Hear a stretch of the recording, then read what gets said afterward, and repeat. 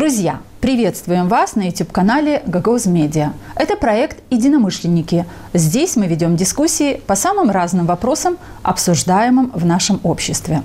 Да, мы думаем, что Молдова нуждается в единомышленниках, людях, которые хотят видеть здоровые дискуссии, где обсуждаются самые острые вопросы.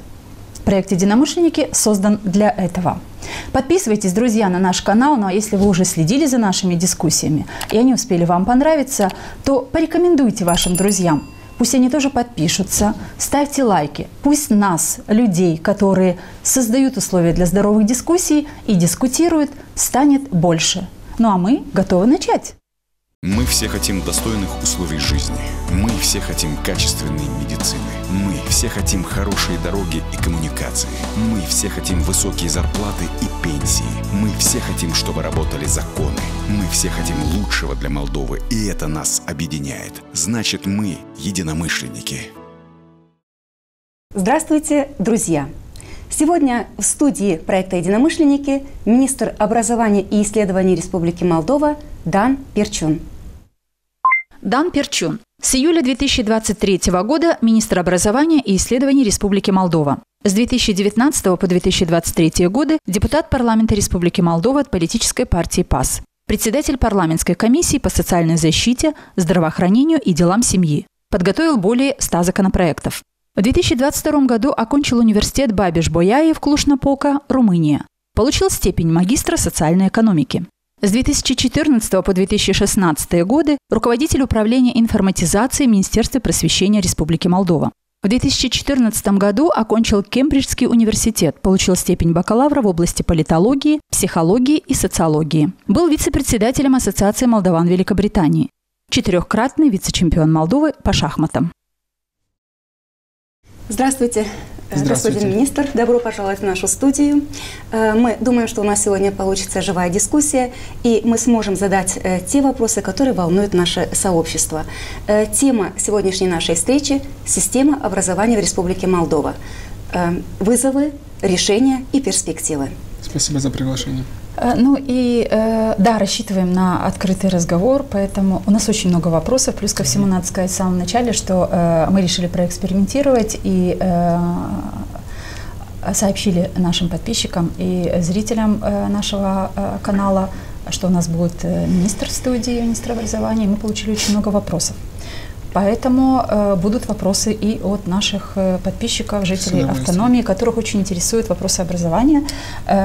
Я хотела бы такой старт этой передачи дать с вопроса, который адресовала тоже подписчица. Звучит этот вопрос вот так. А сколько министр образования Дан Перчун работал в школе, что он возглавляет министерство, и ему это доверили? Сколько лет вы работали в школе? В школе я не работал.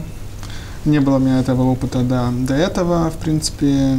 Но я считаю очень важным для министра ряд качеств. Во-первых, иметь очень четкое видение тех изменений, тех улучшений, которые должны произойти в определенном секторе. Во-вторых, очень важно уметь это видение объяснить людям, создать сильную команду, которая бы в это верила и которая на это работала. В Министерстве образования у нас госсекретари все с очень большим опытом работы в системе. Госсекретарь, отвечающий за школы, бывший директор школы, более 20 лет в системе, педагог с высшей степенью и так далее. И в-третьих, для министра в том числе очень важно суметь мобилизовать ресурсы в правительстве, от иностранных партнеров, для того, чтобы это видение могло быть и профинансировано. Поэтому, с моей точки зрения, конечно, важно иметь опыт в системе, но, может быть, даже важнее это, в принципе, управленческие качества. А в Министерстве образования я работал, в принципе, 10 лет назад, то есть все-таки пришел не полностью извне системы и работал в таком департаменте, где мы занимались и школами, и университетами, и профтехучилищами, да. И, в принципе, была возможность увидеть. Да. Ну, то есть, подытожив это и давая конкретный ответ читательнице и подписчику, министр образования Дан Перчун не работал в школе, но в образовательной системе работает давно и участвовал, и даже руководил, насколько я понимаю, многими проектами, которые разрабатывали какие-то политики для образовательной системы Молдовы. Да. Ну, наверное, мы сегодняшнюю нашу такую развернутую дискуссию начнем с вопроса, который волнует наверняка все педагогическое сообщество. Говорят о том, что педагогов в школах не хватает. Начался учебный год. Вы предполагали, что в школы придут 407 молодых специалистов. Пришли ли они в этом году в школу? Потому что эта цифра, как говорится, да, озвучивалась, она в 5 раз выше, чем предыдущие годы. Пришли ли эти молодые специалисты в школу? И если да, то что в этом году стало для них стимулом? Пришли они, так оно и есть. Мы в этом году постарались очень активно продвигать эту возможность. И да, на самом деле на 15% выросло число тех, кто после окончания пошел в школу по сравнению с 2023, и на 30% по сравнению с средним числом за последние 5 лет. Почему это произошло? Ну, часть это благодаря тому, что мы повысили выплаты, которые мы делаем молодым специалистам, которые идут в школах, от 120 тысяч до 200 тысяч леев. И если мы до этого выплачивали их в 3 транша, сейчас это 2 транша по 100 тысяч леев после 6 месяцев, как они внедряются, и 1,5 года. Это во-первых. А во-вторых, это благодаря тому, что мы очень активно с этими ребятами работали. Если до этого это было всегда районное управление и университет, в этом году реально включилось министерство. Мы встретились со всеми выпускниками, звонили, смс-ки предлагали, общались. То есть было очень постоянный централизованный подход, где мы им помогали. В том числе было важно преодолеть определенные барьеры, когда иногда возникали и от директоров школ. Были и такие ситуации. А в чем заключались эти барьеры? Всегда есть такая настороженность, когда приходит молодой специалист. У нас были случаи, когда приходилось общаться с директорами и все-таки их убеждать в том, что нужно создать условия для того, чтобы молодые специалисты пришли. Но, конечно, есть еще очень много работы. На данный момент где-то треть всех выпускников идут в школу, половина выпускников педагогических колледжей и где-то 30% выпускников университета. А почему такой низкий процент? Делали какие-то анализы, есть какие-то ответы? Ну, есть несколько аспектов. Во-первых, это, конечно, зарплата. Все-таки это важный момент. Мы ее подняли на 15%, начиная с 1 января 2024. В 2025 опять будут повышения. Но все равно всегда хочется большего. И здесь мы пошли и по пути повышения этой выплаты. И это, конечно, как говорил, уже немножко помогло. Во-вторых, важна мотивация тех, кто пришел на педагогический университет 3 года назад. Может быть, был не самый хороший выбор тех, кто все-таки пошел на педагогику. Набор имеете? Набор, да. В том числе в этом году мы первый раз внедрили минимальный балл, который должны иметь при поступлении. Это должен быть? 6,5. Это единственная специальность, где, в принципе, есть минимальный балл для вхождения. Но это важно. Это важно для престижа профессии. И бытовало такое мнение, что на педагогический университет приходят не самые сильные выпускники. То, что, в принципе, неправильно. Было неправильно и до этого. Педагогический факультет, он в 5 самых популярных факультетов в стране. Самые слабые идут на юриспруденцию, если так честно говоря. Но Серьезно? Да, но при всем этом... Но в обществе бытует мнение, что самые сильные уходят на экономические профили и юридические профили, а самые слабые на педагогические? Ну, цифры немножко другое показывают. Самые популярные для самых сильных выпускников бакалавра идут на медицину. На 5-м месте это педагогический факультет. И право заключает таблицу. То есть то, что мы иногда думаем, это не всегда на цифрах то же самое. Но при всем этом мы все равно решили, что 6,5 это должен был бы минимальный балл. В следующем году, может быть, пойдем даже на семерку. И при всем этом, при том, что у нас был в этом году минимальный балл, все равно у нас больше молодых людей, которые выбрали эту специальность. Я вот уточнить хочу, если можно, наличие большого числа педагогов-пенсионеров в образовательной системе, это же не новость этого года, скажем, да, последние несколько, наверное, ну, может быть, даже уже 10 лет. Что делается в системе образования для того, чтобы вот этот порог понижался? Ну, это так оно есть. Это, в принципе, тенденция, наверное, последних лет 20 или 30. Учителя физики, математики, таких учителей в основном не хватает. И эти предметы ведут чаще всего, насколько я понимаю, пенсионеры. То есть, если вы говорили только что о молодых кадрах, для которых делаются какие-то мотивационные программы, финансовые для того, чтобы их поддержать, то как этот вопрос решается? Потому что это просто подготовка кадров по тем или иным профилям, которых очень не хватает в образовательной системе. Так оно и есть. Во-первых, как я говорил, для нас важно привлечь больше молодых специалистов. На данный момент мы не делим их на специальности. То есть у нас вот эта выплата на 200 тысяч, она для всех. Да? И это был первый шаг. Возможно, в следующем году мы подумаем о каких-то дополнительных мерах, особенно для физиков, математиков, там, где у нас их хронически не хватает, и которые на данный момент не особенно привлекательны для молодых людей. И другое поле для активности – это те, кто сейчас есть в системе, и то, что мы делаем для них. И у нас здесь 4 направления, да. Первое – это дебюрократизация, то, что всегда просят учителя, и, в принципе, в последнем году мы очень активно в этом плане работали, предоставили им дидактические планы, нету больше... То есть учитель не должен сам работать, есть общие, на которые базируется педагог, составляя календарный план. Нет, скажите проще. Вот я не в образовательной системе, это Лена Федоровна работает в образовательной системе, вы руководите этой системой, хорошо знаете. Но чего лишился педагог, если вы говорите, что мы поработали над тем, чтобы разбюрократизировать эту систему? Что уже не делает педагог? Больше нет внешних проверок была такая институция, она есть, она чек, но она больше школы не проверяет. В этих проверок нужно было заполнять кучу бумаг разных, и директора, и профессора. Мы посчитали, что нет никакого улучшения образования от этого, поэтому мы их убрали.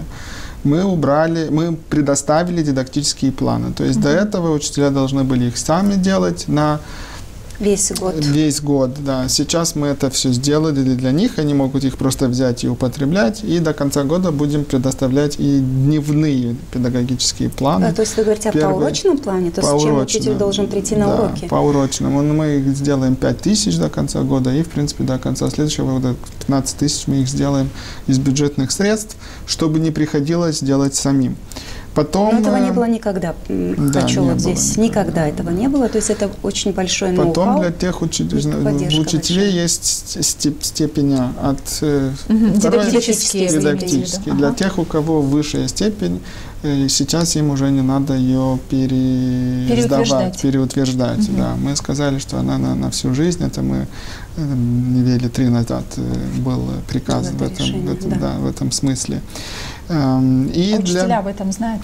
Знают. Или сейчас узнают? Не знают, мы с ними очень часто общаемся. Мы ходим на все конференции, которые они организовывали сейчас, в начале года, на все 35 были, в Гагаузии были коллеги, общались здесь.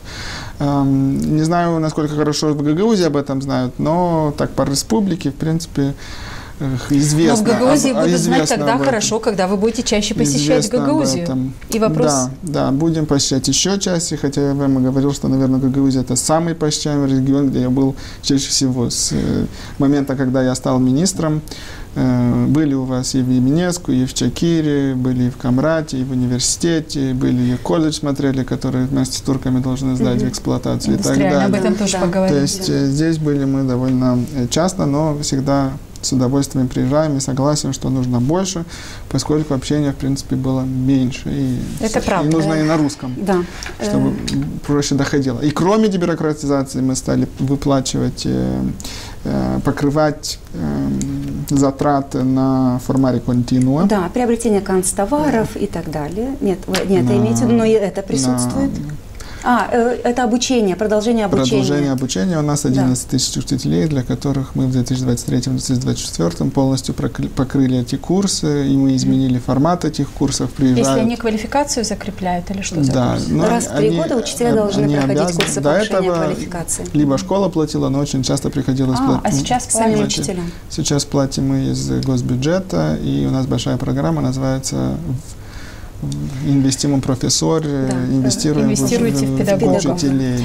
Да. Но очень важно, наверное, здесь, поскольку заработная плата – это тема, которая волнует всех учителей, и каждый раз, когда говорим на какие-то образовательные темы, ведем дискуссии, этот вопрос так или иначе встает, потому что профессия учителя все-таки должна быть престижной в обществе, потому что учитель определяет очень многое, да, будущее поколение воспитывается, готовится учителями.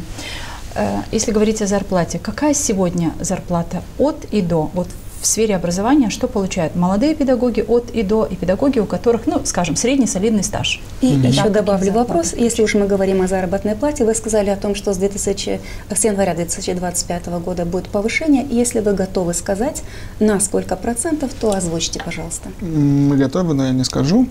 Когда будет бюджет ближе к середине ноября, мы тогда и анонсируем, насколько будет повышение. Как я говорил, в 2024 мы повышали на 15%, и там еще были определенные выплаты, которые были повышены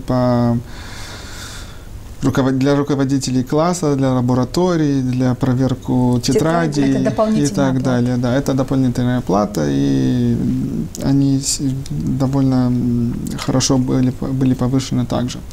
Но, да, это, наверное, самый насущный вопрос.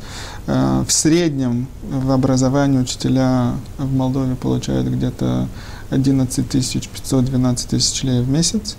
Начинается зарплата для молодых специалистов от 8 и доходит до 15 для тех, у которых большой стаж работы и высшая педагогическая степень. Это на одну ставку. Да, 18 часов в неделю. Очень часто из-за того, что большая нехватка учителей, люди работают типа 0,25 дополнительно, и 1,5 ставки и так далее. Но, в принципе, вот это там, где мы на сегодняшний день, и это остается большим приоритетом. Я не могу не сказать, что для нас очень важно, что госпожа президент анонсировала в своей предвыборной обещаниях, что средняя зарплата в образовании должна дойти до средней зарплаты по республике. Мы сейчас где-то на 82% от средней зарплаты по республике, и это очень хорошая цель, и синдикаты, профсоюзы тоже это просили, и для меня, как министра, очень важно, что есть эта политическая поддержка, будет проще выбивать дополнительные средства для образования. Но мы сегодня говорим только об образовании, не говорим о политических целях кандидатов в том числе. Важно. Да. Я хотела бы вам задать такой вот вопрос. В этом году 9 классы, закончив гимназический цикл образования, будут сдавать экзамены в несколько иных условиях. То есть не в своих учебных заведениях, где они обучались, а в специализированных центрах. В нашей Гагаузии это решение, когда оно было озвучено впервые, было принято в штыке, и даже собирали подписи против этой инициативы. Скажите, а что сподвигло вас принять такое решение, и Министерство образования? Почему такая необходимость возникла? Ну, во-первых, мы еще не решили, как мы будем делать, будут ли это специализированные центры, либо все-таки будут все в своих школах, но с внешним мониторингом. В этом году мы пропилотировали во 8 районах эту систему. Мы выбрали те районы, где у нас было больше всего вопросов по корректности проведения экзаменов, исходя из разницы результатов 9 и 12 классах. И в этих районах мы присутствовали на экзаменах в 180 школах, и потом перепроверили 30% всех работ. Хочу сказать, что в некоторых районах снизилась... Средний балл снизился, наверное. Про мобилитате. Процент тех, кто набирает больше 4 баллов, снизилась от 100 до 60-70%. То есть 40% детей не справились с тестами. Если мы говорим о дройке, если мы говорим о чемишли, это говорит о том, что за все эти годы у нас были завышенные оценки, и, в принципе, оценки не соответствующие действительности. И это, в принципе, большая проблема. Мы о ней знали, исходя из внешних экзаменов ПИСИ, к примеру, которая говорила о том, что половина наших молодых ребят 15 лет они доходят до минимального уровня знаний по математике, либо чтению, либо штиинцы, это науки, познание наук. Но, с одной стороны, у нас были эти результаты, а со второй стороны, мы смотрели на экзамены 9 класса, и там 100% сдача и очень высокие оценки. Диссонанс такой. Был большой всегда диссонанс. Никто в системе серьезно результаты ПИСы не брал. Не анализировал? Не брал всерьез. Есть хорошо результаты ПИСы, ну и что? Да? Потому что они сами по себе никакое изменение не А педагоги, не простите, вообще знают об этом исследовании ПИС? Оно является инструментом для изучения? Значит, у нас была вот эта ПИСа, и мы в 8 районах провели пилотный процесс, который показал более реальную ситуацию в стране с качеством образования. И хочу еще раз подчеркнуть, что мы перепроверили только 30% работ. Проверили бы больше работ, наверное, результаты были бы еще иные. Поэтому мы в следующем году хотим все-таки по всей республике сделать этот шаг, и чтобы у нас было внешнее присутствие на экзаменах во всех школах, и чтобы работы проверялись в Кишиневе. Мы видели в очень многих районах, где проверка работы некачественная, и завышенные оценки. Либо идет там прямая фальсификация, либо просто ошибки и так далее. Мы это все предоставляли публично, делали пресс-конференцию. Мы показывали определенные примеры работ, все были шокированы, как за Z людям давали максимальный балл и так далее.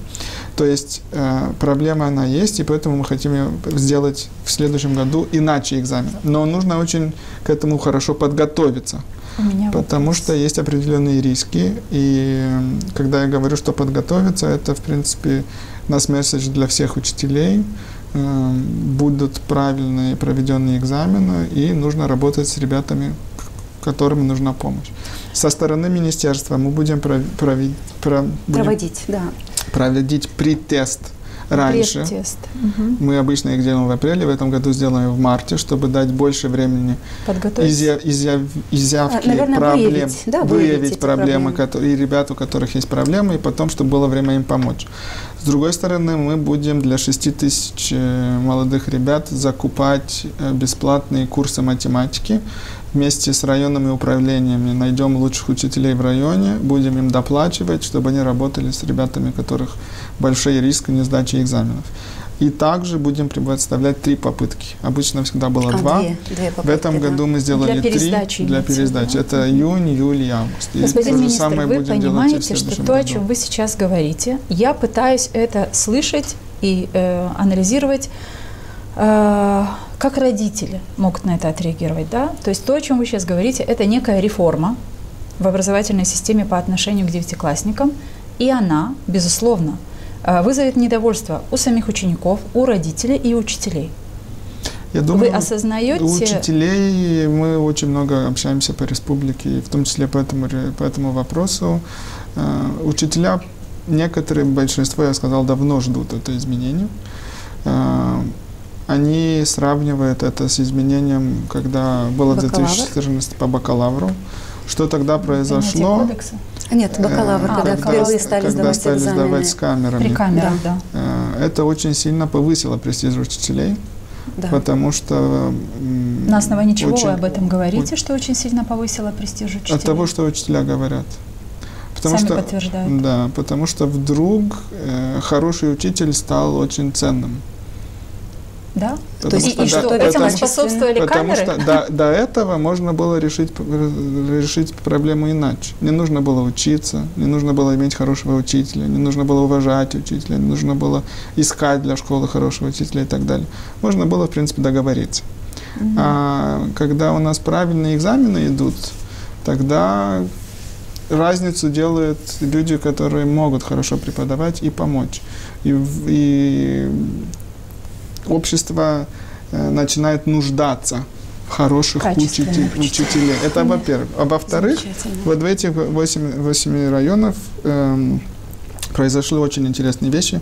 В некоторых селах после экзаменов, когда они констатировали результаты, началась дискуссия, что мы должны изменить, как так, что у нас такие плохие результаты.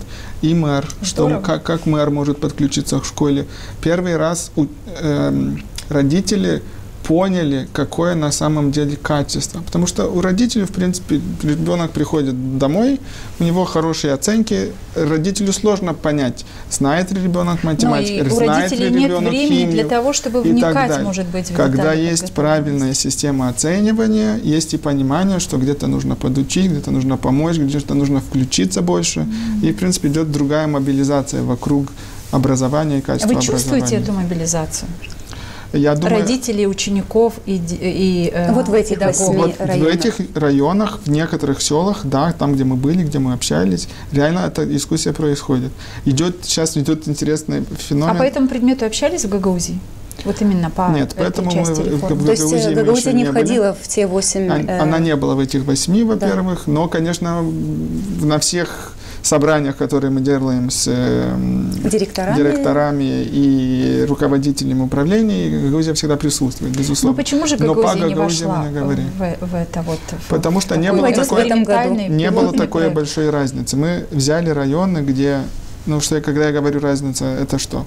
К примеру, бакалавр сдают там 30%, да, а 9 класс дают 100% в определенном районе. Да, и исходит вопрос, как так, что такая большая разница между результатами. Да? Поэтому, исходя из этой логики, мы все районы поделили на 3. Есть районы, где, в принципе, сопоставимы 9 класс и 12 класс. Есть районы, и это особенно районы, где мало лицеев, где ребята из сел обычно приезжают в 2-3 хороших, больших районных лицеев, и там результаты в бакалавре лучше, чем в 9 классе. Это значит, что дети подтягиваются, и школы имеют эффект, где даже детям с слабыми результатами помогают хорошо сдать бакалавр. И есть красная зона, как мы ее называем, где очень большая разница. И в 9 классе все хорошо, таких зон много, а в 12 классе обвал. Где-то треть. Где-то треть наших районов туда входят. И вот эти 8, мы их так выбрали, и там мы провели этот мониторинг. Да, господин министр, чтобы вот эту тему обобщить, есть еще 2 маленьких вопроса по этой теме. Значит, в этом году, после того, как дети сдадут основную сессию, будут проведены по необходимости еще 2 сессии. А если и после вот этой 3-й, получится, экзаменационной сессии, все же останутся дети, им по 15 лет, они не сдали экзамены за 9 класс, что им делать дальше? То есть их ни одно училище не примет на учебу? Примет. В Молдове без сдачи 9 экзамена можно пойти в профучилище. Говорите, мы с Федоровной тут готовимся к передаче и думаем, что будет с этими детьми? Это же какой они останутся в училищах. И, в принципе, имея... Без диплома? Да, без диплома. То есть он не получит диплом о 9 образовании? Но не кроется ли здесь тоже какая-то... Выдается сертификат. Так, что он проучился? Что он проучился 9 классов, и он потом может пойти в профучилище. В этом году мы взяли всех ребят, мы взяли всех их телефоны, мы все телефоны дали профучилищам, чтобы, с одной стороны, это директор школы, который через управление рапортовал, пошел, будет ребенок сдавать экзамен в августе или не будет сдавать, будет он пробовать еще раз сдать или нет, записался ли он в профучилище или не записался, позвонили ли ему с профучилища или нет. То есть мы сделали все возможное, чтобы соединить профучилище с ребенком, которому, в принципе, нужно было бы это сделать. Или нет? Верить, да, но докажите, что можно верить. Почему? Потому что я сейчас слушаю вас, вы говорите, мы созвонились со всеми учениками, мы созвонились с тем. У Министерства образования есть столько кадров, которые могут держать руку на пульсе и созваниваться со всеми. Как это происходит? Все профучилища, они под министерством, как и колледжи. Да, мы учредители этих образовательных учреждений. Школы, они учреждены районными советами. Поэтому с профучилищами нам было просто. Мы взяли результаты экзаменов, попросили директоров там, где у них не везде был телефон, к сожалению, не везде была возможность найти родителей и так далее. Но по максимуму мы взяли именные списки, дали, попросили позвонить, они нам рапортовали, поговорили, не поговорили, есть интерес, не интерес. В октябре мы сможем сказать в случае каждого ребенка, кто дальше пошел учиться, и кто, в принципе, пошел либо работать, либо просто в этом октябре. Другой у нас путь. Октябрь. Да, сейчас. Да. Сейчас, потому что сейчас заполняем IT-систему, и это нам поможет автоматически. Этот вопрос нас волновал только потому, что чтобы ученики, которые не сдали эти экзамены, не оставались, просто не задействованы. Нас это тоже очень сильно волнует, потому что важно, чтобы образование длилось как много больше, но также очень важно, чтобы был правильный путь образования. Нету смысла идти в теоретический лицей, где нужно знать высшую математику и учить сложные предметы, при том, что нет минимального уровня знаний.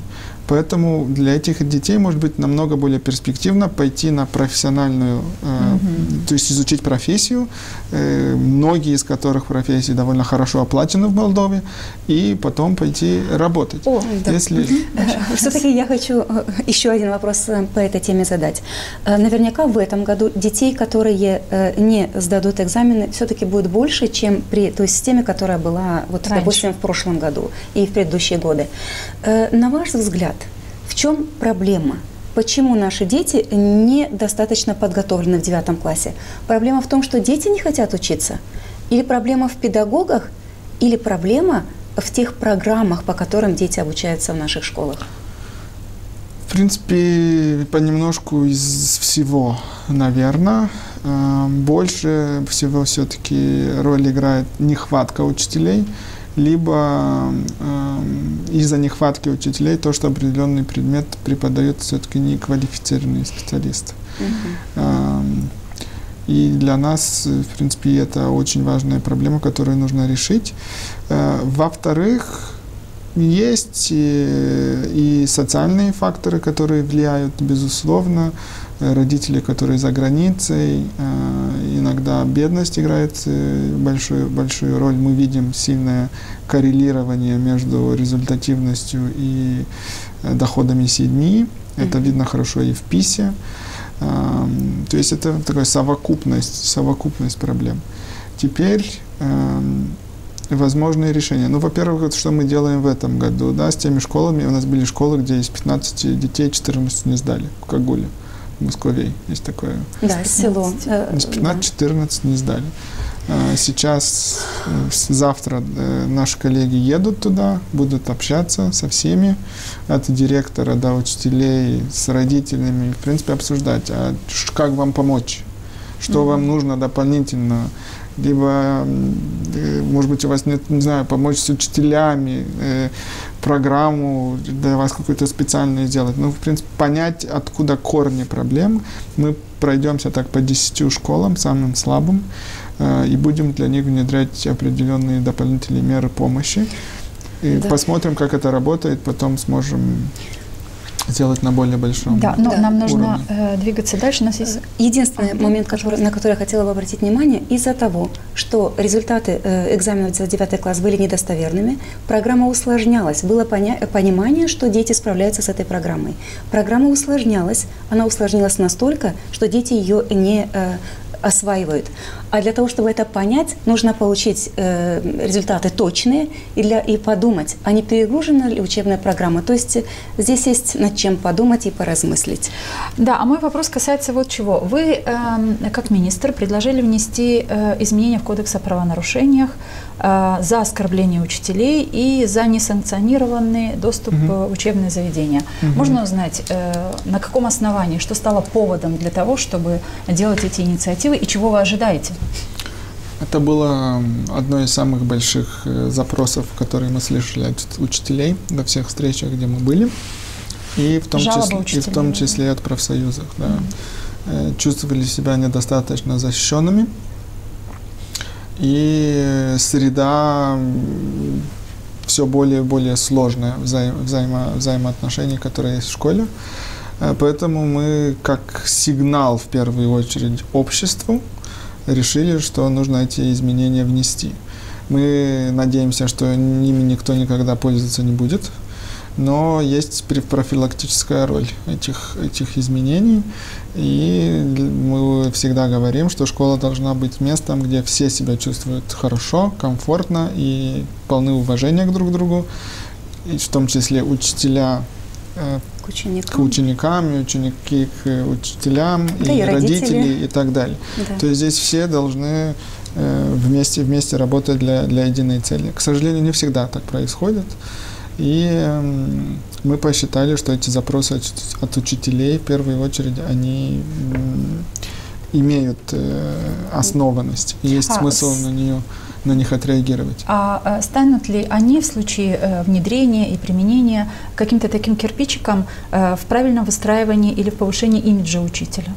Это часть нашей, как я говорю, у нас 4 элемента. Это дебюрократизация, курсы бесплатные, реквалификация, это повышение зарплат и повышение престижа. Мы так для себя выстраиваем. И вот эти изменения у нас входят под повышение престижа. Да, пожалуйста. Мы хотели бы, чтобы вы прокомментировали новость, которая появилась на сайте Гагаузия-24.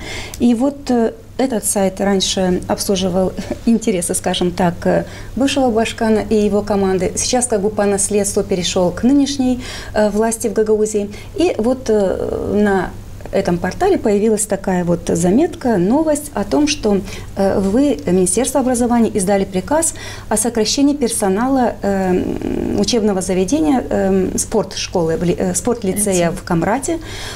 И согласно этого приказа сокращения коснулись водителя, 2 воспитателей, электрика и повара. И вот в этой новости говорится, что этот шаг грозит дезорганизацией работы спортивного лицея и поставит под угрозу ее существование. Вы издавали такой приказ или это фейк? Если издали, то на что вы основывались?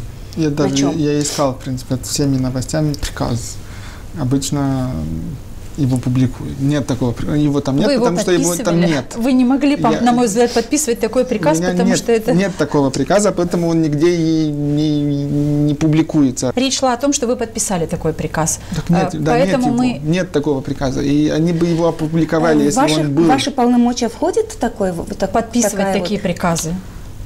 Штаты апробируют учредители. Мы не учредители этой школы, это учредители этой школы, по-моему, районное управление. Управление образования Гагаузии. Этого ответа достаточно, я думаю. То есть это фейк. Мы приходим к мысли. Ну и тут самое время объявить нашим зрителям, что здесь как раз время подошло для нашей рубрики «Люди говорят что», и мы попросим господина министра ответить коротко на наши вопросы. Ну а вам, уважаемые друзья, предлагаем ставить лайки под этим видео. Если это вам нравится, делиться обязательно с друзьями. И, конечно, напоминаем, что мы есть абсолютно во всех социальных сетях. Подключайтесь, смотрите, делитесь с друзьями. И пусть эта информация сегодня кажется очень интересной, потому что в образовательной системе задействовано очень много людей, учеников, детей, да и родителям это интересно, поэтому мы пригласили министра в студию. Продолжаем.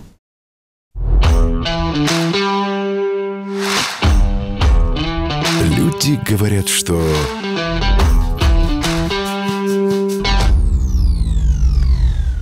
Итак, люди говорят, что вузы не готовят специалистов, которые нужны рынку труда. Так ли это?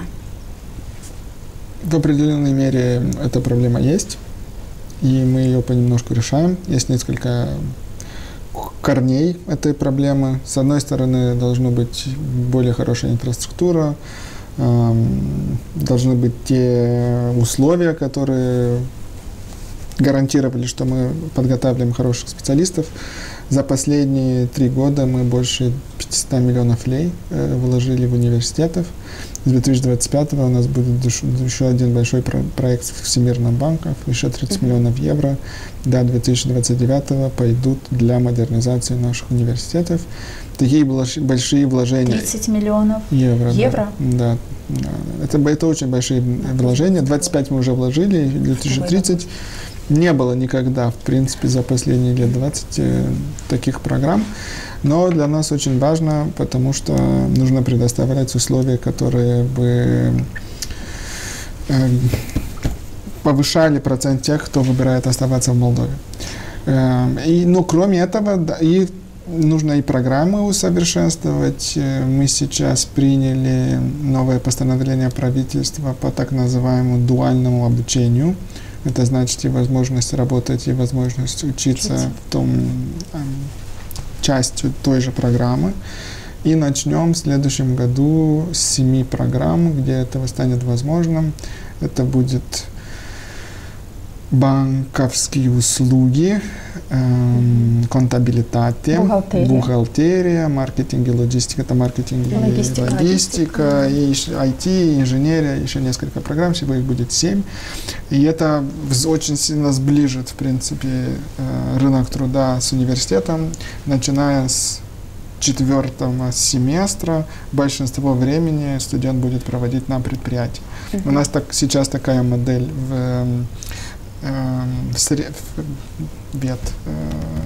в профучилищах и в колледжах. У нас это сейчас есть. В этом году очень сильно повысился процент учеников, которые выбрали этот тип обучения. Мы сильно к этому шли, там 50% рост. Мы дошли до почти 2000 учеников, кто подал на таком типу обучения. Участвует почти 200 компаний со всей Молдовы в этом. И для нас было важно и в высшем образовании сделать то же самое. С следующего года начнем. Но есть еще, конечно, над чем работать. Мы часто слышим этот упрек от работодателей, что нужно делать больше для того, чтобы выпускники были более подготовленными к качественному. Но дуальное образование позволит, на мой взгляд, это осуществить. Да, идем дальше. У нас короткие вопросы и короткие ответы. Люди говорят, что учебники школьные написаны очень на сложном языке, их сложно понимать. Так ли это? Это так. Что вы будете делать? Если коротко, это так. Мы меняем куррикулум, в 2027 будет новый куррикулум, мы сейчас начали весь этот процесс. И с изменением куррикулума мы изменим и учебники. Проблема, она сложная, но мы ее знаем. Конечно, я тоже эти учебники листаю, и не всегда все далеко непонятно. Поэтому есть над чем работать, и в этом смысле 2027 год. Учебники меняются вместе с куррикулом, в принципе. И нужно выращивать новое поколение. Новое поколение не учебников, и авторов учебников.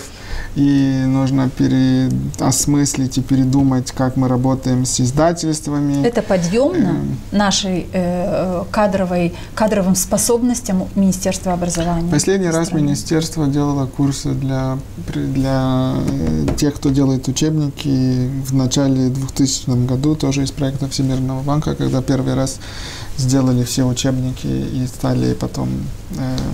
То есть 20 с лишним лет не делалось? У нас не было так целенаправленной программы для подготовки новых учебников. Авторов учебников. Это специфический труд. Не То есть каждый мало того, правильно я сейчас понимаю, мало того, что у нас нет кадров для работы в школах педагогов, у нас еще и нет кадров, которые могут писать книги. У нас есть авторы, книги, которые все эти годы это делали, но они, в принципе, не сильно менялись. Люди уже в разных возрастах, кто-то больше не может. Нам нужно и новое поколение авторов. Их нужно готовить, и в это нужно вложиться.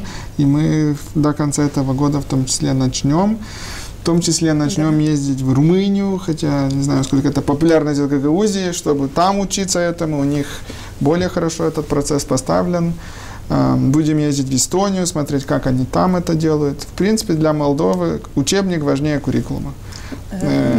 Несомненно. На него опираются педагоги. Да, многие педагоги куррикулум не часто листают, а вот учебник каждый день это для них самый важный инструмент, поэтому то есть нужны учебники, нужны обновленные учебники, более легкие. Вы признаете, мы как уже министр, что над этим 2027 мы начали пересмотр куррикулума, мы не спешим с этим, этот процесс не должен быть быстрым, он должен быть качественным, поэтому лучше взять 2 года, но так основательно пересмотреть весь процесс. Обычно бытует мнение, что над учебниками работают теоретики. Просят, чтобы теоретики совмещали эту работу вместе с практиками, которые работают в школах, и тогда эффект будет другой.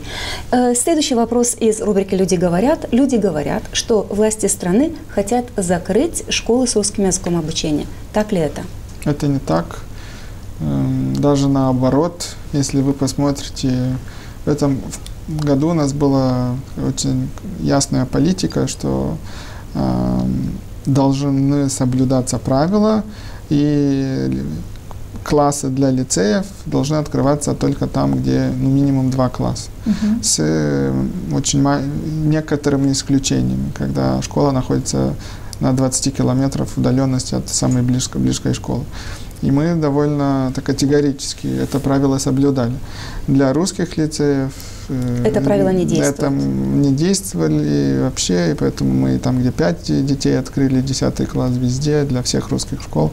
То есть в этом смысле отношение к русским школам, оно более лояльное даже, чем к Так если есть такое утверждение от жителей, от граждан, значит, не до конца, может быть, министерство информирует о том, какую политику проводит Министерство образования и как это доходит до людей. Это и часть всей пропаганды Кремля насчет того, что мы не любим русскоязычных, и что их права угнетаются в Молдове и так далее. Это вот часть такого большого нарратива, который очень далек от правды, с моей точки зрения, и в образовании в том числе наше отношение, как я говорю, более лояльное даже к русским школам, нежели к румыноязычным. Да, ну и следующий вопрос из нашей рубрики. Люди говорят, что многое из того, что выделяется из грантов ЕС для образовательной системы, разворовывается. Так ли это? Безусловно, вот вы сейчас сказали, что получите такую большую сумму, 30 миллионов. Не так. Как они будут? Мы ее тратим, конечно. Как они будут эффективно использоваться? На улучшение качества образования мы будем делать ремонт, будем там 12 общежитий университетских мы будем полностью переделывать. Для исследования заложено 8 миллионов, будут исследовательские институты подавать на гранты с этой суммы. Потом будем помогать университетам с борьбой с плагиатом и так далее. Там очень четкий расписанный бюджет. Всемирный банк за всем этим следит, мы за всем этим следим. Там очень такие основательные, сложные процедуры закупок, проходят кучу проверок и так далее. Никогда наверное, у нас в Гагаузии такое мнение, потому что очень много денег было вложено в инфраструктуру Гагаузии, в разные проекты, но мысль о том, что большая часть денег при предыдущем исполкоме была разворована, эта мысль есть в Гагаузии, и, наверное, этими глазами наши жители смотрят на все те проекты, которые осуществляются в стране. Я хотела бы отметить, что люди, когда слышат о таких суммах, которые вы сегодня называете в этой студии, 30 миллионов евро, вы понимаете, что по ту сторону экрана сидящий человек, он хочет знать, а как они будут использовать эти деньги, как они будут предоставлять отчеты, потому что гранты и, если уж на то пошло, кредиты получает или берет руководство, но эта страна использует. Значит, люди должны как минимум знать, что какая-то сумма, на что она ушла.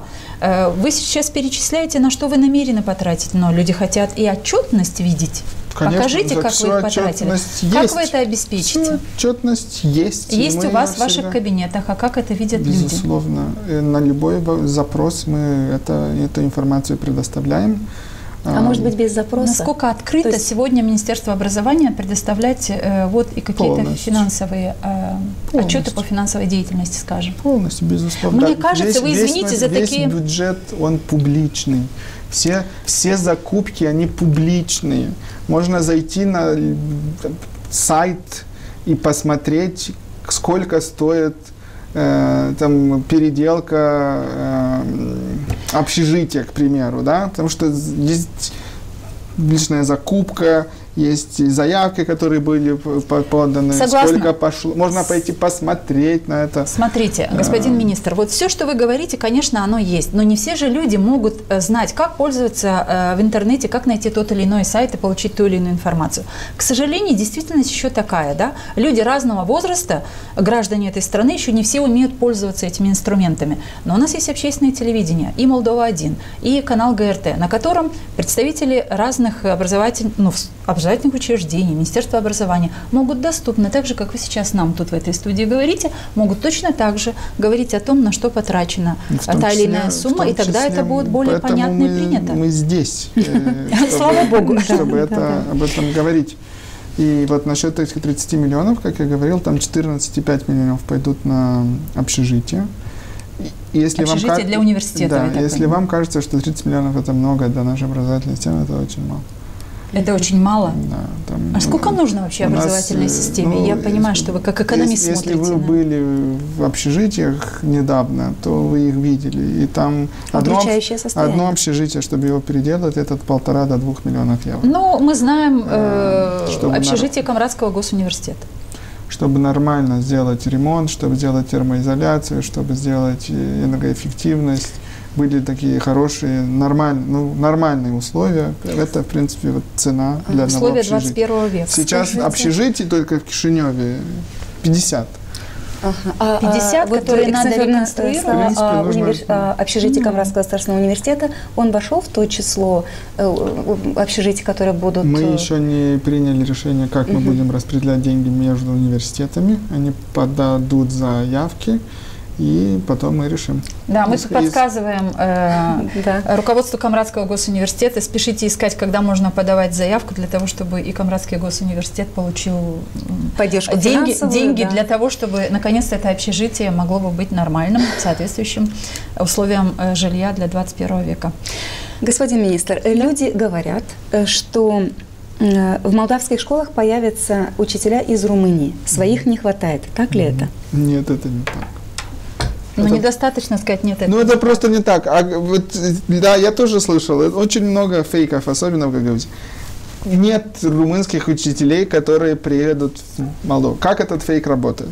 Была группа учителей, в том числе из Гагаузии. Они были в Румынии. Которых мы договорились, они поехали в Румынию учиться более хорошо румынскому языку, в том числе там, культурная программа и так далее. И когда, наверное, кого-то раздражала вот эта вещь, и тогда же появилась эта история с румынскими учителями, которые приезжают в Молдову. Нет румынских учителей. Ну, даже если они бы приехали, во-первых, это, наверное, была не самая плохая вещь, но нет программы, по которой они бы сюда приехали и преподавали бы и так далее. На данный момент и не планируем, в принципе, такого в дальнейшем тоже. Да. Поверим. Люди говорят. Знаете, как в 2017-м к нам должны были заехать 30 тысяч сирийцев. Их пока нет. Вот 2024, если будем говорить, что подождем еще 2025, может быть, в 2026 здесь появится. То есть, нет такого и не будет. Ну вот вы говорите, это фейк, это же интересно. Вы когда слышите такие фейки, как министр, вас это огорчает? Но появление таких вот... это для... Оно же выводит из равновесия чуть-чуть, наверное, Нет, людей, которые работают в системе. потому что это ожидаемо. Скажите, в вы на них нынешней реагируете? политической ситуации это ожидаемо. Реагируете? То есть какие-то опровержения этим? Да, некоторые, исходя из обстоятельств. То есть по этому вопросу вы нам только в этой студии для наших зрителей сказали нет. Нет, такого... не будет такого. Министерство не планирует привозить учителей из Румынии. Идем дальше. Люди говорят, что дипломы наших вузов не признают в Европе. Так ли это? Тоже нет, неправда. Есть процедура, которую нужно провести, в том числе, если кто-то из-за границы приезжает в Молдову для того, чтобы эквивалировать диплом. Там такая же процедура, но с молдавским дипломом можно нормально пойти работать в Евросоюзе, в том числе в хороших должностях. Есть примеры наших выпускников, которые работают в Евросоюзе на хороших должностях? Полно. Назовите парочку. Назвать моих знакомых из школы, которые работают, не знаю, в Европейской комиссии, либо бизнес делают, либо работают врачами, либо наших, в разных отраслях наших врачей. Врачей, да. Полно в Европе, особенно в Германии, не только. Да. Мой папа работает в Великобритании врачом. Всю свою жизнь учился и работал в Молдове. А почему ваш папа не работает в Молдове врачом? Потому что он уехал лет 16 назад, когда условия работы были очень сложными. И зарплаты очень маленькие. И поэтому вы учились в Лондоне?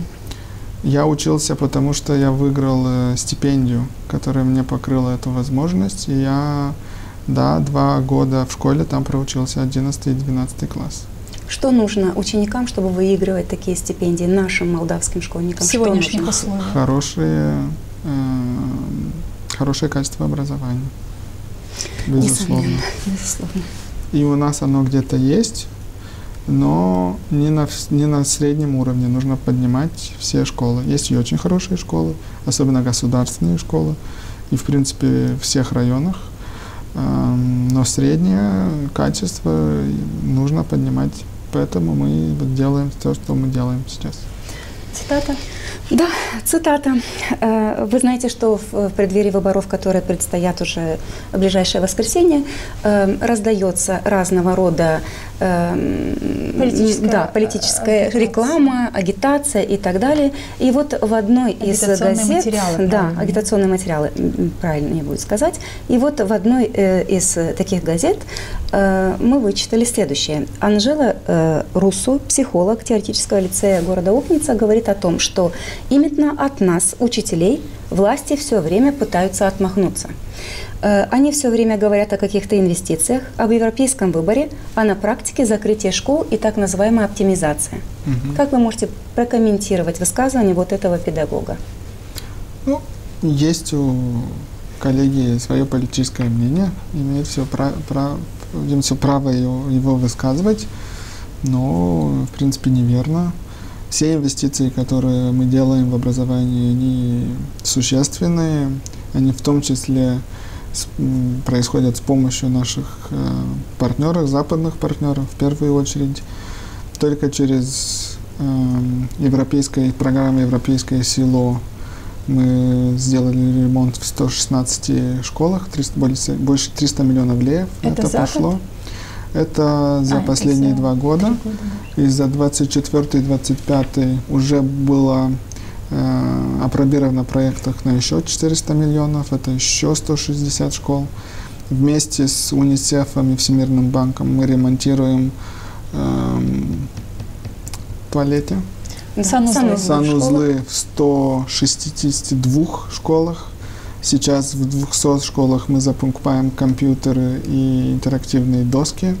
200 садиков, где мы влаживаемся по 6 тысяч евро на мебель и другие нужды. Мы ремонтируем эти 35 модельных школ, в том числе в Гагаузии и в Чакире. Здесь у вас с помощью чехов мы сделали термоизоляцию Чакира. Сейчас ремонтируем 3 класса. ТИКа делает еще 1 класс. И будем делать большой проект, где-то более 1 миллиона, с Всемирным банком здесь. В Гагаузии. И так далее, да. И, в принципе, и в Таракли то же самое, с помощью болгар закупаем 3 автобуса. С помощью Болгарии. Болгария, да. Делаем несколько, закупаем компьютеры, интерактивные доски и так далее. Автобусы для того, чтобы из сел приезжали в Таракли на учебу или как? Да, и у них, это был их запрос. Будут 3 новых автобуса для Таракли.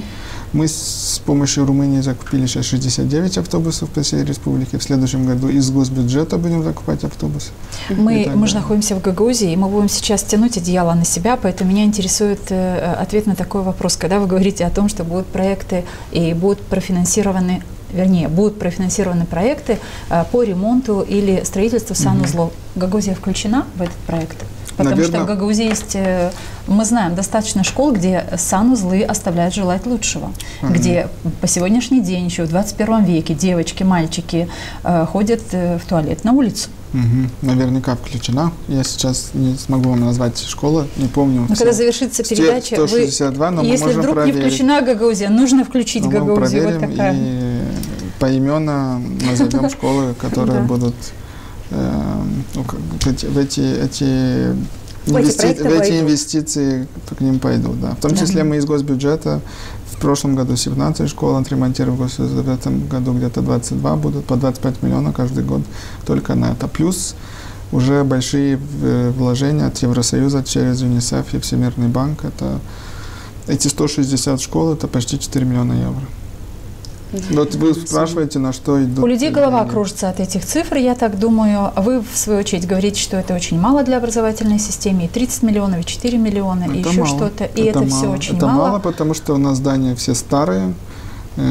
Условия во многих школах далеки от того, что нужно было бы, в принципе. И на одну школу, опять-таки, как и на одно общежитие, в принципе, 1,5 миллиона, 2 миллиона евро, чтобы это была нормальная, хорошая, современная школа. И школ у нас 1000.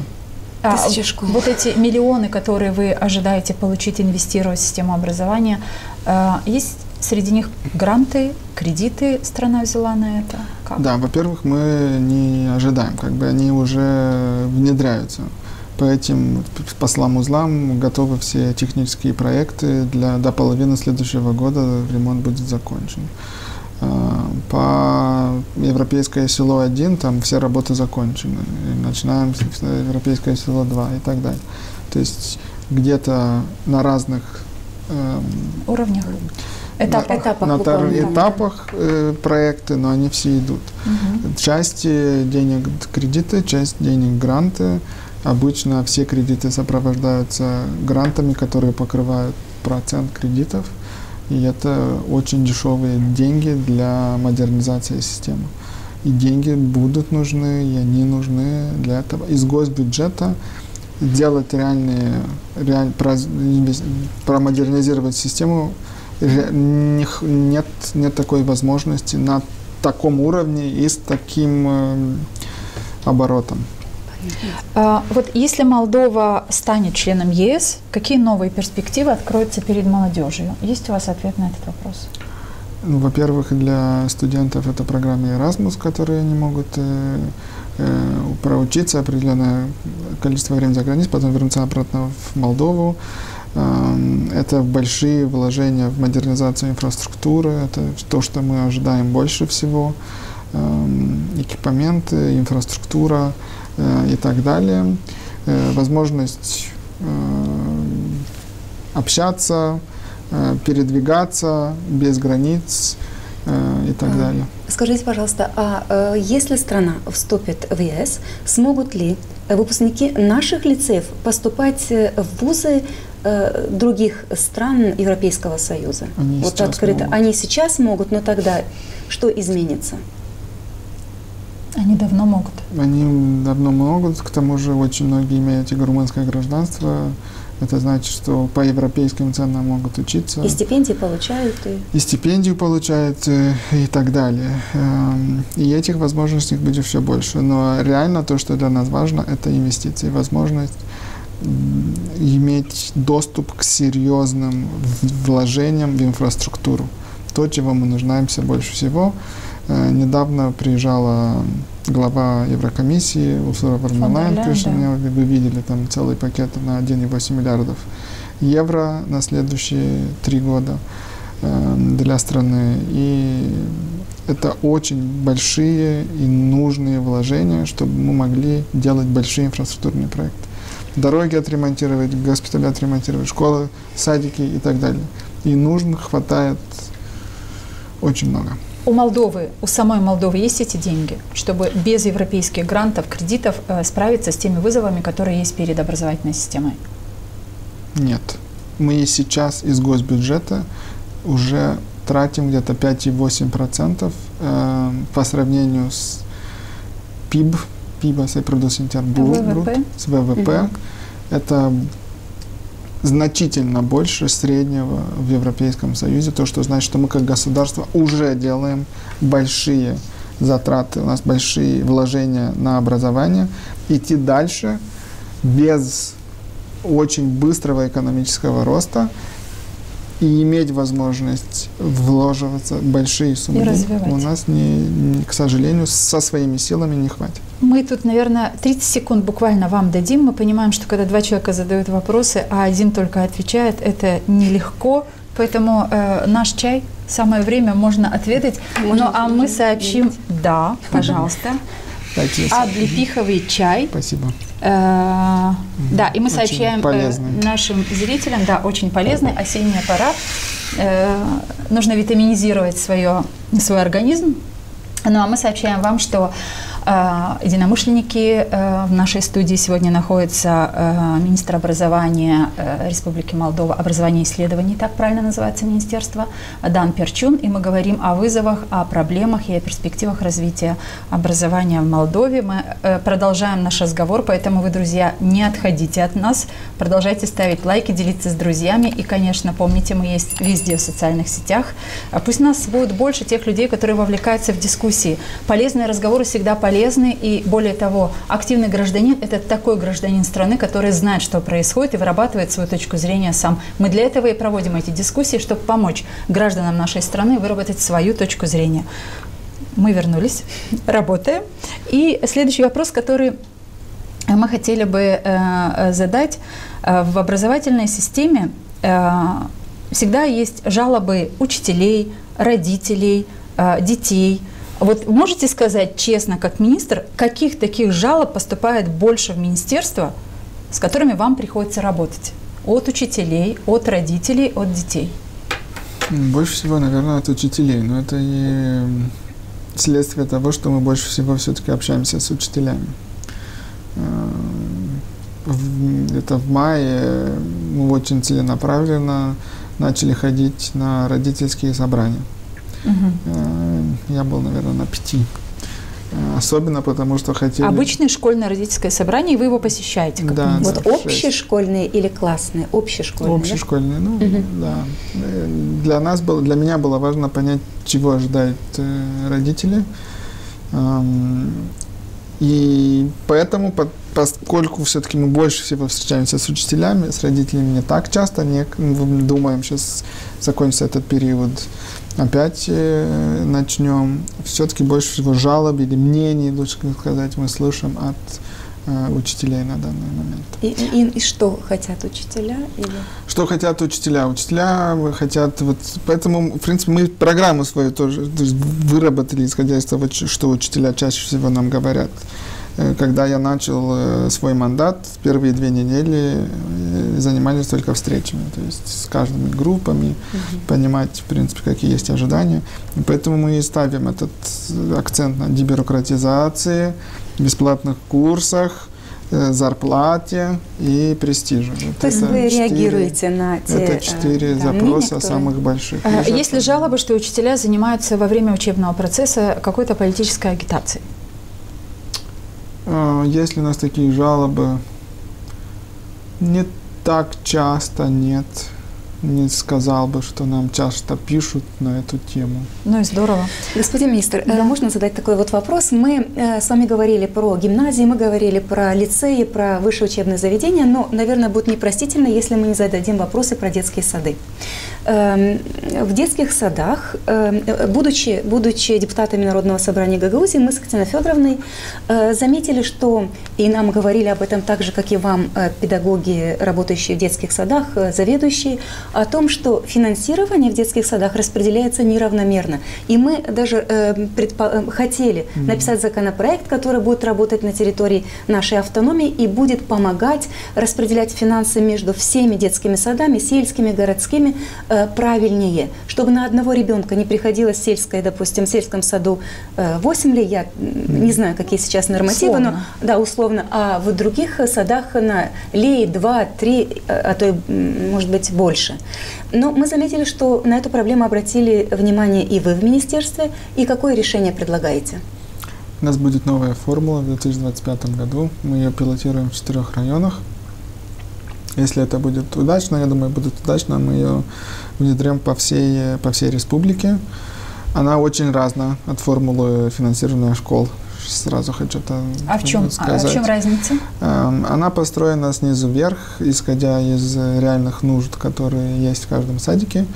Мы начали с числа детей, исходя из числа детей, сколько должно быть персонала, сколько стоил этот персонал и какие затраты у каждого специфического садика на энергию и все остальное. Мы все эти данные собрали по всей республике, и это нам дает возможность понять, бюджет данного садика, он слишком маленький, либо он больше, чем ожидаемый. В Молдове никогда не было формулы финансирования в садиках, поэтому очень большие неравномерности, которые сложно объяснить. Несправедливость. Ну, это может быть иногда один мэр лучше договаривался с Министерством финансов, поэтому как-то у одного садика так сложилось, что бюджет больше, у кого-то меньше, но нет какого-то рационального объяснения, почему эти разницы существуют. И то, что сделает формула, она будет перераспределять, на румынском не просто объяснить, перераспределять рост бюджета садикам, которые недофинансированы. В каждом году наш бюджет растет, к примеру, на 10%. Так.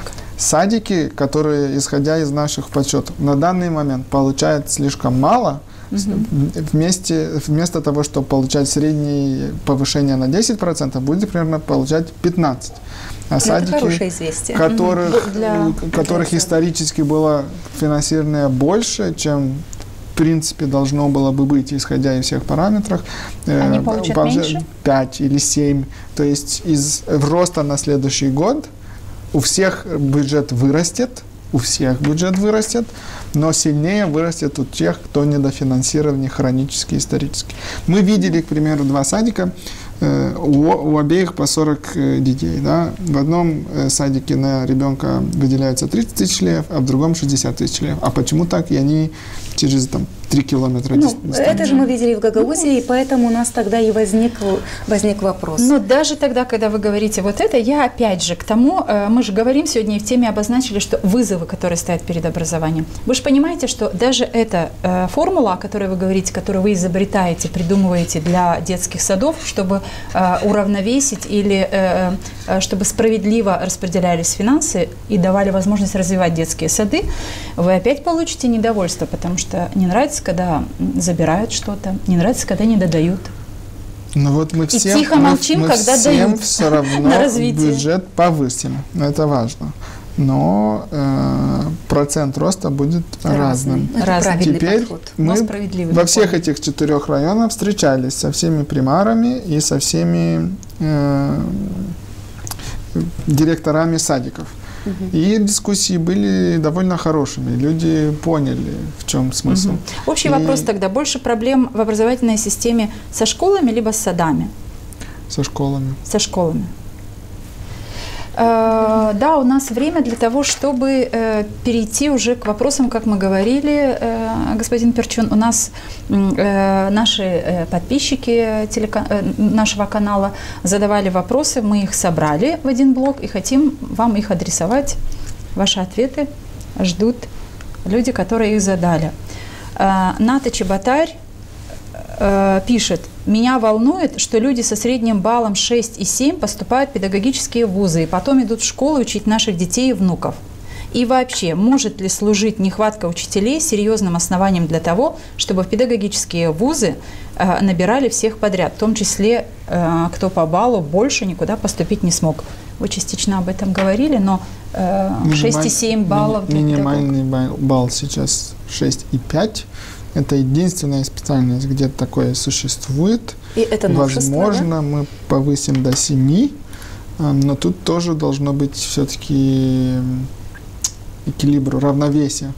Для выбора профессии. Нет, в смысле, если мы поставим 8,5, мы не получим то у нас будет еще сложнее с набором. Нужно найти золотую середину. Да. И мы думаем, где-то в зоне 7 эта золотая середина могла бы быть с дополнительными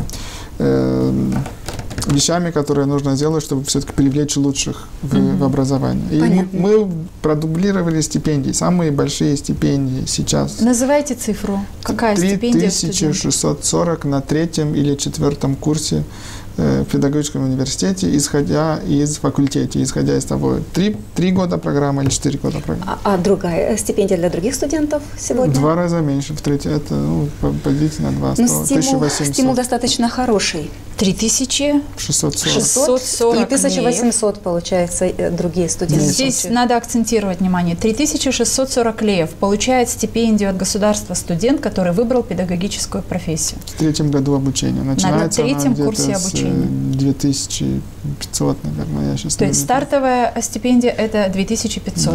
Да. Это для тех, кто думает, какую профессию нужно выбирать. 2 раза больше, чем на любое другое специальность. Было бы неплохо, чтобы мы здесь тоже пропагандировали и вот эту идею поступать на педагогические вузы, поэтому не только вот эта стипендия, но и те 200 тысяч, которые могут получить молодые специалисты и другие привилегии.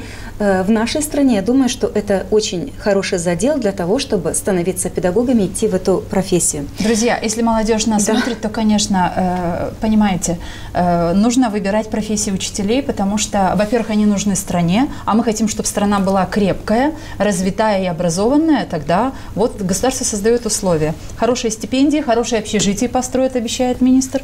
Ну и почему бы нет? Не стать и будут педагогом. переработаны программы.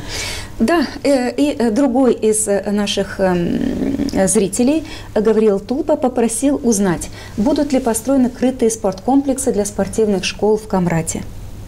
Это очень известный тренер, насколько я понимаю, в Гагаузии. И как приятно, что люди интересуются и пишут свои вопросы. Да, спасибо вам. На данный момент не знаю о каком-то проекте, который мы бы внедряли вот в таком смысле. Значит, это надо брать под карандаш. Это на перспективу. Да, пока понятно. что. Следующий вопрос у нас. Петр Гарчу спрашивает, планируют ли открывать детские сады с обучением на румынском языке в Гагаузии? Или же вести подготовительные группы при румыноязычных лицеях? И желающие родители, а возможностей таких нет. Планируем больше внимания уделять тому, что называется мультилингвистическое образование. У вас в Гагаузии здесь есть уже этот опыт. Я был в таком садике, и у вас не один такой садик, где дети, в принципе, учатся 3 языкам.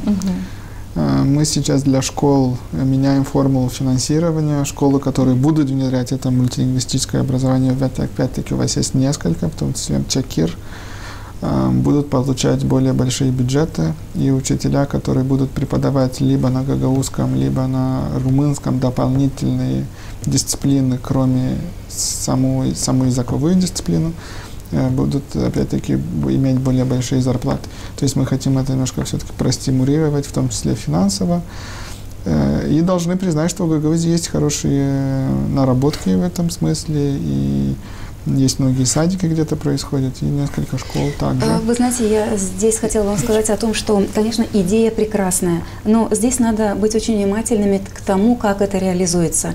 То есть просто я завтра приду и я буду преподавать тот или иной предмет на языке гагаузском, румынском и так далее. Этого недостаточно. Вот этого желания недостаточно. Необходимо материально-техническую базу подготовить, учебники самих педагогов. Ну, наверняка вы об этом тоже думаете. Мне нравится. Лена Федоровна, как действующий педагог, она и советы дает здесь. Видите, тут встреча учителя с министром.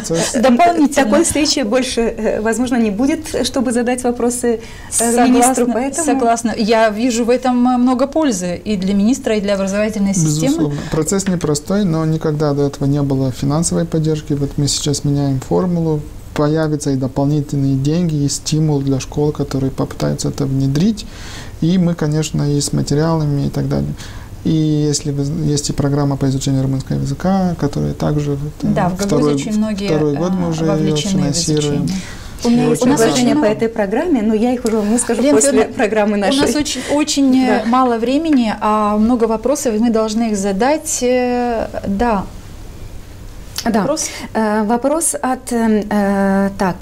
тоже от Петра Гарчу. Он спрашивает, почему так долго не могли открыть новый корпус лицея имени Эскул в городе Камрате? Там была договоренность была, что Румыния финансирует часть, а часть финансирует местные власти. Местные власти забыли про 2,5 миллиона, которые нужно было выделить из бюджета Гагаузии. И в конце концов мы их все-таки выделили из госбюджета, чтобы все-таки закрыть этот вопрос. Я был там, видел этот корпус, мне показалось, нельзя так. Все готово и не работает, какой сумме не пользуется. Идет речь, напомните, пожалуйста. 2,5 миллиона. Пир было 2,5 миллиона. То есть эти деньги не выделило Народное собрание Гагаузии, и вам, как мы министерству... сейчас на ректификации бюджета его выделили, уже заплачено предпринимателю, там уже электричество подключили, у него там Премьер Энерджи согласилась, все нормально, 21 ноября я, наверное, здесь будем открывать. Может быть, и про индустриальный колледж заодно спросим? Не, мы дойдем до индустриального колледжа, потому что следующий вопрос. Лидия Герца интересуется, можно ли открыть группы продленного дня в сельских школах? Можно, но с доплатой либо от местных властей, либо от родителей. Есть такое положение, согласно которого... Нигде в стране мы из госбюджета не платим за продленку. Всегда либо родители, либо местные власти.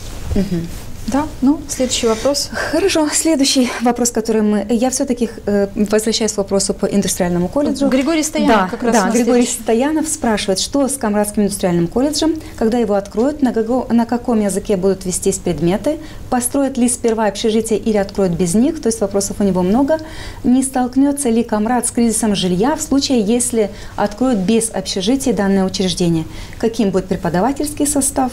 И вот еще и наш вопрос, почему вот этот индустриальный колледж, который был построен при финансовой поддержке турецкого агентства ТИКа, все-таки еще не открыт.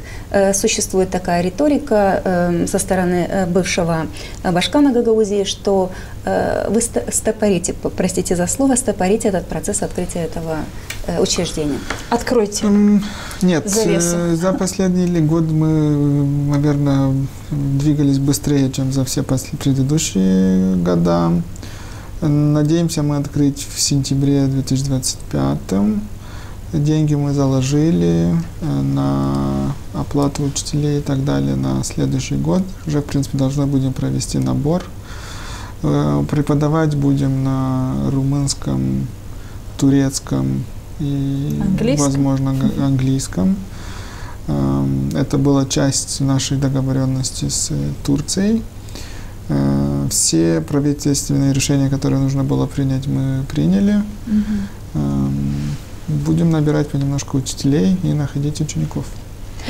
Татьяна Григорьева спрашивает, есть ли в планах Министерства по образованию открытие реформирования школ с преподаванием на гагаузском, болгарском и румынском языках в Гагаузиере? Унитате при университете. Это тот мультилингвизм, о котором я вам говорил. Мы еще должны, наверное, вместе с властями решить, попробуем путь мультилингвизма, как он будет работать. Но в Чекирии, к моему удивлению, есть и большой интерес к румыноязычным классам. полностью румыноязычных. Это Чедерлунга, Они набрали в этом году и в 5 классе, и в 1 классе. И, возможно, это тоже хорошая опция. Либо все-таки идем по мультилингвизму, где обучаются на 3 языках определенный предмет. Еще один вопрос от Татьяны Григорьевой. Она спрашивает, планируется ли преподавать программы существующего технического воспитания для всех детей вне зависимости от пола, то есть обучать держать, наверное, молоток, забивать гвозди, шить и готовить еду детям обоих полов. И как вы боретесь с буллингом? Что для этого делаете в школах? Это тоже ее часть ее вопроса. Нет у нас особых изменений по... Мы, во-первых, не рекомендуем разделять детей мальчики отдельно, девочки в смысле навыков, которые преподаются. Всем они полезны, в принципе, в жизни, и мальчикам готовить. То есть сегодня так происходит в школах? Сегодня несколько лет. Зависит очень сильно от директора и как они организовывают процесс. Обычно все-таки делят, но это немножко стереотипический подход к вопросу. Я думаю, эти навыки полезны для всех, всем полезны, и хорошо, чтобы все их имели. Но мы, в принципе, технологическое образование вообще немножко будем перестраивать, будем его делать более технологическим, более дигитализировать их, и немножко двигаться в сторону роботики, в сторону 3D-принтинга, других технологий, не просто вышиванию, либо работы по дереву. Да. Больше в сторону дигитализации и роботики, в принципе. Робототехника, вы об этом говорите, да? Вот в такой, но уже очень многие вовлечены в этот процесс. У нас есть и новые модули для этого предмета, которые некоторые школы уже преподают, и мы хотели бы это сделать на более общем. У нас в Гагаузии, кстати, ряд этих предметов. И насчет, как мы боремся с буллингом. Да.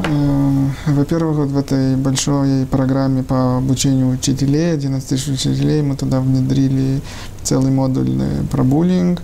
В прошлом году это появилось в законе, мы начали эти случаи выявлять, школа нам рапортирует, отчитывается по этому вопросу, и когда есть определенные случаи, мы всегда стараемся докопаться и решить проблему. Реагировать. Да, но еще один вопрос, который тоже от Татьяны Григорьевой, но мне кажется, он очень важный. Почему не ведется преподавание гагаузского, болгарского языка в лицее имени Михаила Минеску, который находится в Камрате?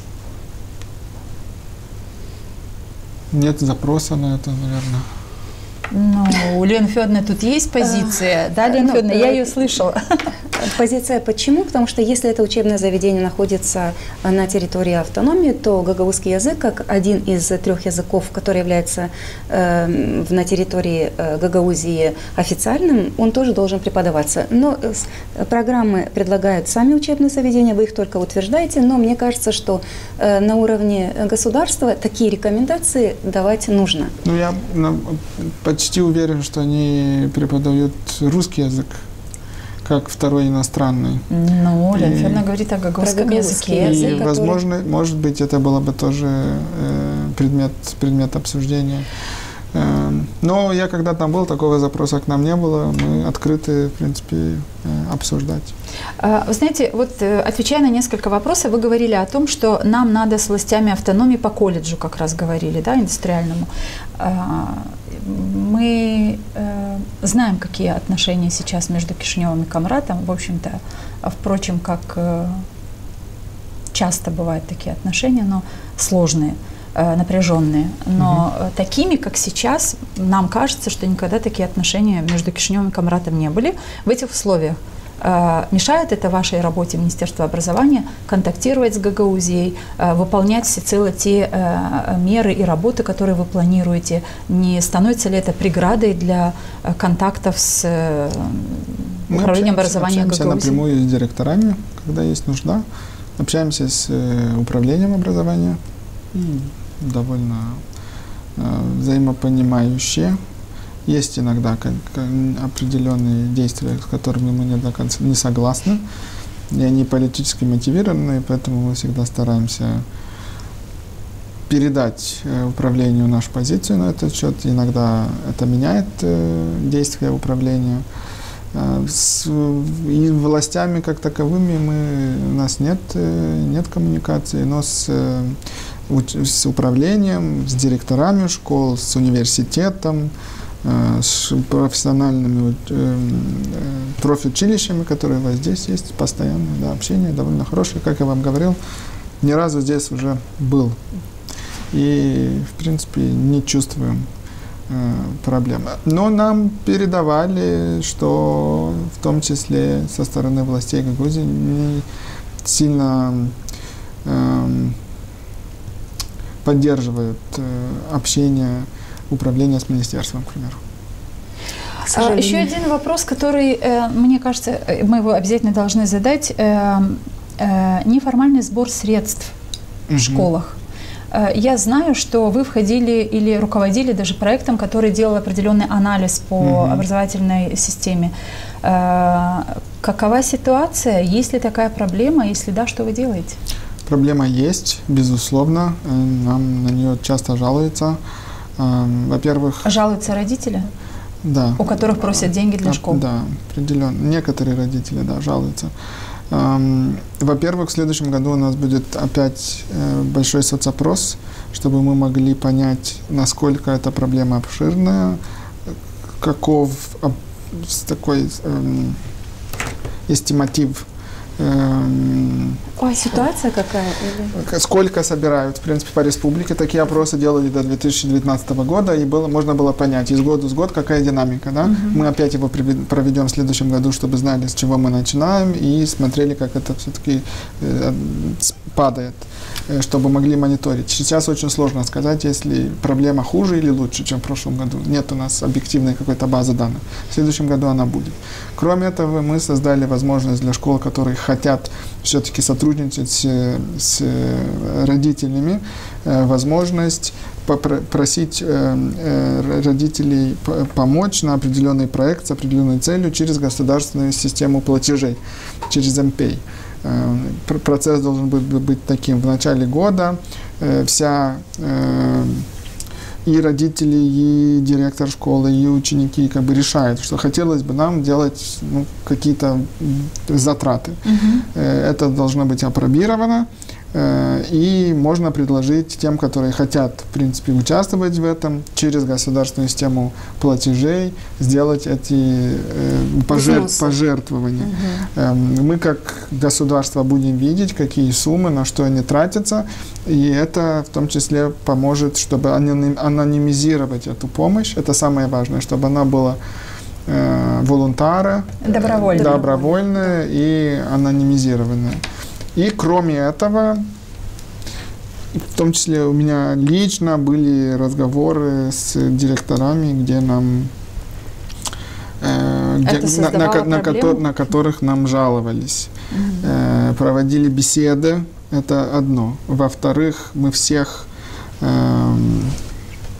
всем советуем, если у них есть такие инциденты, обращаться в Центр по борьбе с коррупцией. Изменилась контрвенциональный код. Есть специальная статья об этом. И Центр начал более усердно работать. В прошлом году у нас было где-то 14, по-моему, 13 или 14 случаев, когда поставили штраф. Это самое большое число за всю историю Республики Молдова. То есть 14 – это не впечатляющая цифра, но по сравнению с предыдущими годами есть и хорошая динамика. То есть можно обращаться. Мы категорически против таких практик, особенно когда в это участвуют учителя или участвуют учащиеся, когда это все в денежной форме. И, в принципе, сейчас работаем с директорами, чтобы те, которые хотят, чтобы была нормальная какая-то система, анонимная, добровольная, с отчетностью. А можно узнать, если вы имели эти беседы с директорами, то на какие цели эти деньги собирались? На ремонты раньше это было, потому что не было достаточно финансирования. На что? И на ремонт иногда и на... Значит, государство недостаточно финансирует, мероприятия, иногда на День учителя. Разные бывают. В случае мы всем говорим, если есть, если просят, если заставляют, если детей ущемляют, жалуйтесь нам. Во-первых, ответственны за все это в первую очередь районные управления, потому что они учредители школ. У них есть возможность санкционировать дисциплинарно либо директора, либо учителя. У нас нет юридических отношений ни с одним, ни с другим. То есть мы можем либо пожаловаться в районную администрацию, либо иногда вызываем директора, показываем случай, возвращают деньги, было и такое. Да. Но, конечно, нужно либо в районное, либо в ЧНА. И, наверное, последний вопрос, который мы хотим задать в рамках нашей передачи. В воскресенье у нас не только выборы президента, но и референдум. Считаете ли вы, что это очень значимое событие для нашей страны и ваше отношение к референдуму как возможности высказать собственное мнение? Я буду голосовать «за». Для меня это очень значимое событие для страны в первую очередь.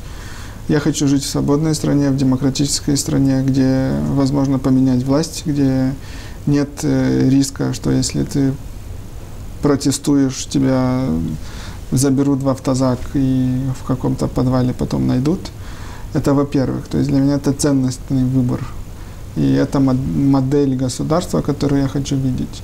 Я не хочу жить в авторитарном государстве, в тоталитарном государстве, где один и тот же человек руководит страной 30 лет, и невозможно его демократическим путем поменять. Это во-первых. А во-вторых, есть такие экономические и прагматические возможности для страны, которые статут члена Евросоюза откроет.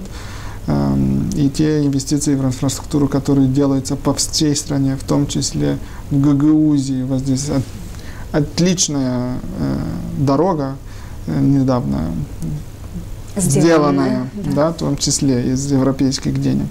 Это, конечно, открывает другие возможности финансирования для страны и для модернизации страны. Но для меня лично самый важный аргумент – это ценностный аргумент.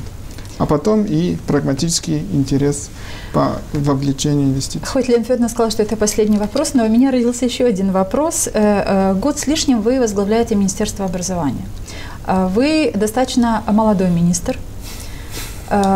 Ноша сложная, потому что образовательная система – одна из самых ключевых, наверное, образовательных систем в любом государстве, потому что в нее вовлечено очень много людей, это раз. Во-вторых, это очень важный институт или важная сфера, которая определяет очень многие вещи для развития государства вообще.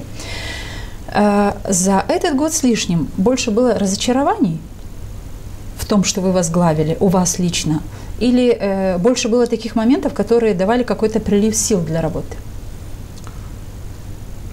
Я был очень рад, что по показателям был хороший рост в этом году. То, что для нас было важно, это привлечь больше молодых учителей, больше студентов на педагогические вузы, больше ребят, которые выбрали дуальное образование. Получилось привлечь больше инвестиций в образование и в высшее образование, и с модельными школами. Но я очень хорошо понимаю, что процесс изменения такой сложной системы, он будет длиться лет 5-10. Простых решений здесь нет.